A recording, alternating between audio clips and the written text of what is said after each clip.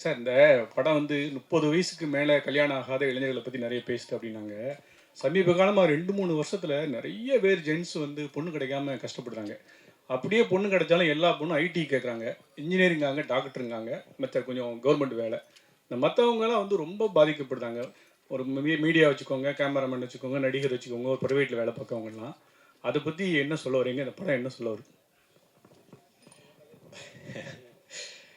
இது இது இது வந்து நிறைய விஷயங்களை பற்றி பேசுது. இப்போ நீங்கள் சினிமா இந்த மாதிரி விஷயம்னு சொல்ல போதே எனக்கு பிரியன் சொல்லியிருக்காரு, அவருக்குன்னு கல்யாணம் நடக்குதுங்கிற போது, நீ சினிமாவில் இருக்க, உனக்கு எப்படி அவ்வளோ ஈஸியாக பொண்ணு கிடச்சிச்சு அப்படின்னு கேட்டாங்களாம். ஏதோ ஒரு லக்குன்னு தான் நான் நினைக்கிறேன். பட் அதையும் தாண்டி நிறைய விஷயங்களை பற்றி பேசுது. அந்த அதெல்லாம் நீங்கள் படம் பார்த்து புரிஞ்சுக்கணும்னு நான் நம்புகிறேன். ஏன்னா ஜாலியாக தான் சொல்லியிருக்கோம். யோசிக்க வேண்டிய விஷயம், ஆனால் ஜாலியாக சொல்கிற விதத்தில் சொல்லியிருக்கோம். நான் இப்போ ஏதாவது சொல்லுவேன் ஜாலிக்கு, அப்புறம் அதை எடுத்து வேறு ஏதாவது பிரச்சனையாக்கி விட்டுருவீங்க.